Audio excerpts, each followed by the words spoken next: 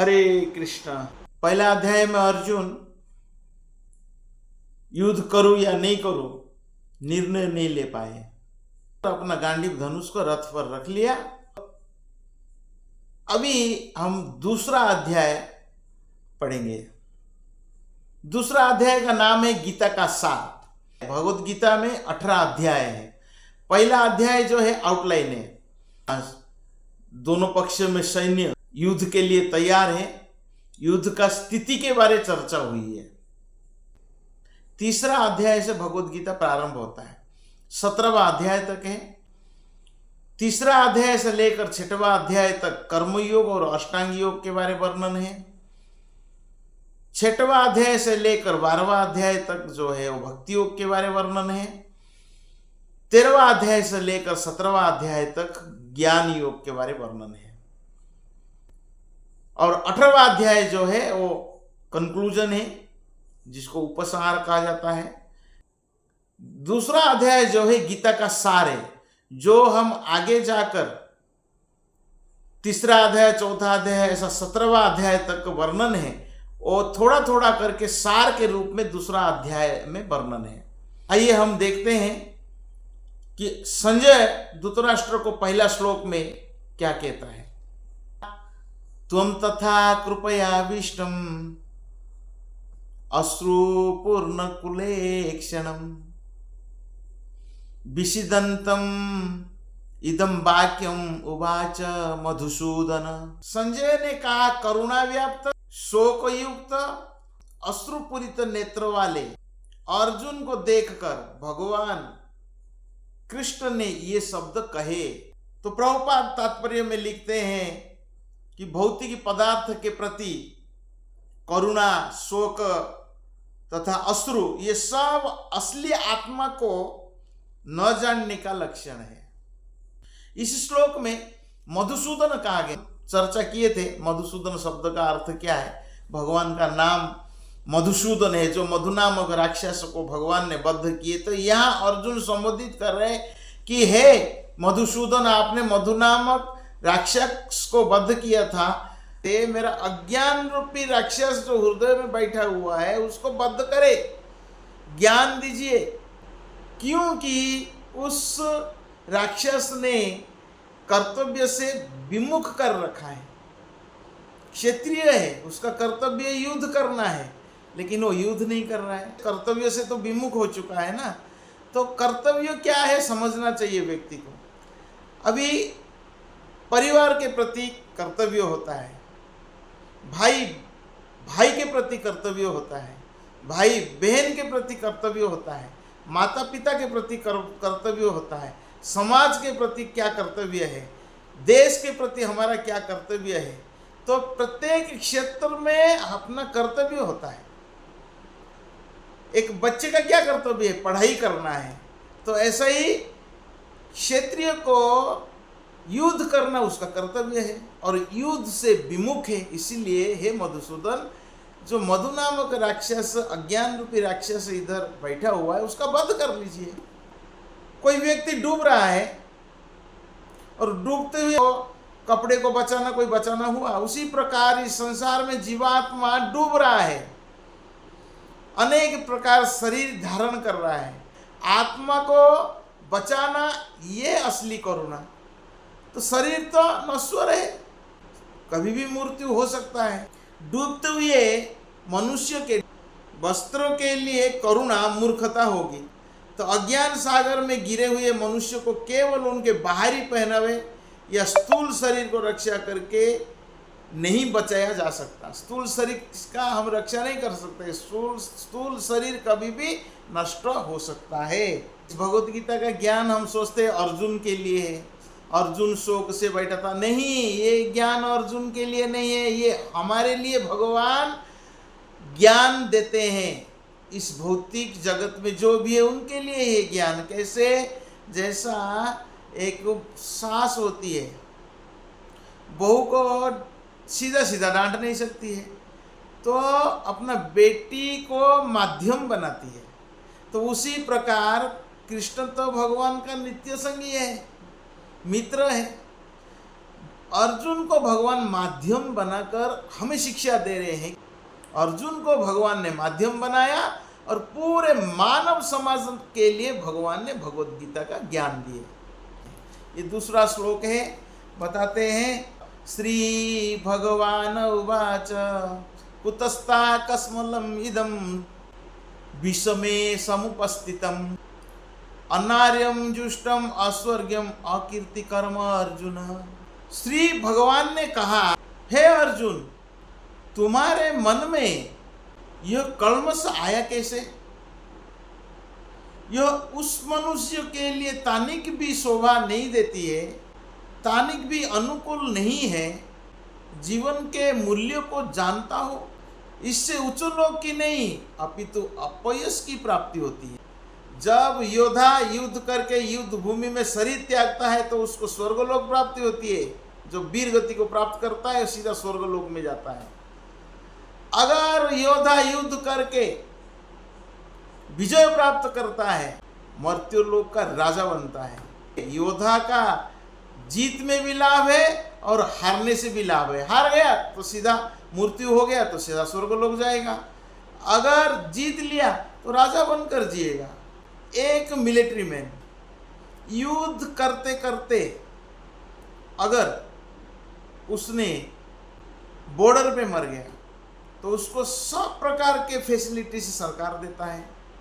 अगर वही व्यक्ति आकर अगर घर पे मर गया तो कोई फैसिलिटीज नहीं मिलता है। तो यही है, हमें समझना चाहिए, योद्धा अपना कर्तव्य जो पूरा करता है, युद्ध करता है, अगर धर्म के लिए लड़ता है तो उसको सब प्रकार के फैसिलिटीज मिलता है, और यह लोक में भी और परलोक में भी मिलता है। तीसरा श्लोक, क्लेब्यम मास्म गमः पार्थ न एतत् त्वयि उपपद्यते शूद्रम हृदय दौर्बल्यम त्वक्त्वा उत्तिष्ठ परंतप। भगवान कहते, हे पृथापुत्र, इन हीन नपुंसकता को प्राप्त मत हो। भगवान सीधा सीधा कहते, तुम नपुंसकता को प्राप्त मत करो। क्यों? युद्ध नहीं करना ये नपुंसकता है। जो पुरुष है तो वो कभी भी डरता नहीं, भय नहीं करता है, वो युद्ध करता है। जो नपुंसकता को प्राप्त करता है वो युद्ध से भाग जाता है। नपुंसकता व्यक्ति ही वो युद्ध से पलायन करता है। यह तुम्हें शोभा नहीं देती। हे शत्रुओं के दमन करता, तो शत्रु को मारने वाले हो, हृदय की क्षुद्र दुर्बलता को त्याग कर युद्ध के लिए खड़े हो जाओ। अगर आप युद्ध नहीं करोगे तो आपका शत्रु आपको जरूर मार देगा। अर्जुन को पृथापुत्र के रूप में संबोधित किया गया है क्योंकि पृथापुत्र कृष्ण के पिता वसुदेव की बहन थी। वसुदेव की पृथा जो है वो वसुदेव का बहन थी, इसलिए उनका नाम पार्थ भी है लेकिन पृथापुत्र है। तो अतः कृष्ण के साथ अर्जुन का रक्त संबंध था। यदि क्षत्रिय पुत्र लड़ने से मना करता है तो वो नाम का ही क्षत्रिय है। यदि ब्राह्मण पुत्र अपवित्र कार्य करता है तो नाम का ही ब्राह्मण है। तो इधर कहा गया है कि ब्राह्मण होता है कि अपवित्र कार्य करता है तो उसको ब्राह्मण नहीं कहते। ब्राह्मण हमेशा पवित्र कार्य करता है। ऐसा क्षत्रिय भी वो मना नहीं कर सकता युद्ध के लिए, वो युद्ध करता ही है। तो कृष्ण ये नहीं चाहते थे कि अर्जुन एक अयोग्य क्षत्रिय पुत्र कहलाए, योग्य क्षत्रिय पुत्र हो।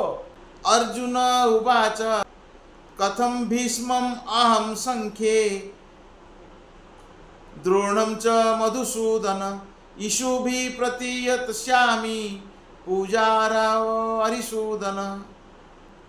अर्जुन ने कहा, हे शत्रुहंता, हे मधुसूदन,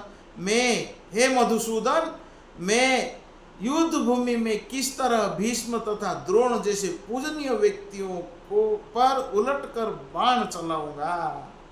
जो युद्ध विद्या सिखाया वो अर्जुन का गुरु द्रोणाचार्य है, वो तो पूजनीय व्यक्ति है, कैसे बाण चलाऊंगा। और ये भीष्म पितामह जिसने मुझे खिलाया पिलाया, गोद में सुलाया, बड़ा किया, और उसी को मैंने उलटकर बाण चलाऊं। ये लोग भले ही मैं छोटा हूं, मार दिया चलेगा, लेकिन मैं उनको कैसे उलटकर बाण चलाऊंगा। तो भीष्म पितामह तथा द्रोणाचार्य जैसे सम्मानीय व्यक्ति सदैव पूजनीय है मेरे लिए।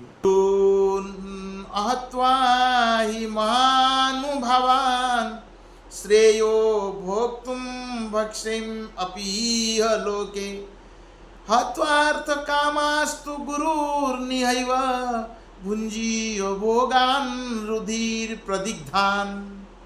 ऐसे महान पुरुषों को जो मेरे गुरु है उन्हें मारकर जीने की अपेक्षा यह संसार में भीख मांगकर खाना अच्छा है। यह संसार में भीख मांगकर खाना अच्छा है। भले ही वे सांसारिक लाभ के इच्छुक हो किंतु है तो गुरुजन ही। यदि उनका वध होता है तो हमारे द्वारा भोग्य प्रत्येक वस्तु उनके रक्त से सनी होगी। ये आसक्ति है। अपना कर्तव्य से विमुख होकर अगर चला जाए, युद्ध भूमि छोड़कर, अपना कर्तव्य को पूरा नहीं करना। अगर तुम योद्धा है, तुम युद्ध भूमि में लड़ना तुम्हारा कर्तव्य है। क्षत्रिय है, समाज को सुरक्षा देना तुम्हारा कर्तव्य है। आजकल क्या करते हैं लोग, गेरुआ कपड़ा पहनते हैं, परिवार को छोड़ देते हैं, जब कमा नहीं पाते हैं, निकम्मा हो जाते हैं, तो हाँ चलो साधु बन जाए। अरे पहले से साधु बनना था, विवाह क्यों किया? ब्रह्मचारी रहो, साधु बन जाओ। घोड़े पे बैठ गया, अभी जीवन भर तो घोड़ा बनना पड़ेगा भाई। परिवार से भागकर कहाँ जाओगे? पत्नी का पालन पोषण करना, परिवार का सेवा करना, जो विवाह किया उसका कर्तव्य है। परिवार से भागना कर्तव्य नहीं है। साधु जो होता है वो भगवान का सेवा करेगा, उसका कर्तव्य है। दिल्ली का लड्डू जो खाया वो पछताया, जो नहीं खाया वो पछताया। जिसने विवाह किया वो भी पछताया, जिसने नहीं किया वो भी पछताया। वो दिल्ली का लड्डू है भाई। सांसारिक जीवन है, ये दिल्ली का लड्डू है। वहां दुख आएगा, लेकिन दुख का सामना करना जानना चाहिए। कैसे सामना कर सकते हैं? गीता पढ़ लीजिए। भगवत गीता पढ़ोगे तो दुख को कैसा सामना करना, मेरा कर्तव्य क्या है, समझ पाओगे। तो परिवार का प्रति आपका कर्तव्य है। परिवार बनाया मतलब परिवार का पालन पोषण करना तुम्हारा धर्म है, तुम्हारा कर्तव्य है। परिवार को छोड़ के भाग जाना, साधु बन जाना, ये कर्तव्य नहीं है। तो अपना कर्तव्य को समझना चाहिए। अर्जुन क्या सोच रहा है कि अभी मुझे युद्ध नहीं करना है और मैंने क्या करूंगा, भीख मांग कर खाऊंगा। क्या कहा? उन्हें मार कर जीने की अपेक्षा संसार में भीख मांग कर खाना अच्छा है। भले ही सांसारिक लाभ से इच्छुक हो किंतु तो गुरुजन ही है, तो उनका सामना करना नहीं है और युद्ध करना नहीं, अपना कर्तव्य से विमुख होकर और भीख मांग कर खाऊंगा। तो पहले 25 साल ब्रह्मचारी, बीच में 25 साल विवाह किया तो गृहस्थ रहो, अगर नहीं विवाह किया तो आजीवन ब्रह्मचारी रहो, तो उसके बाद डायरेक्ट सन्यासी।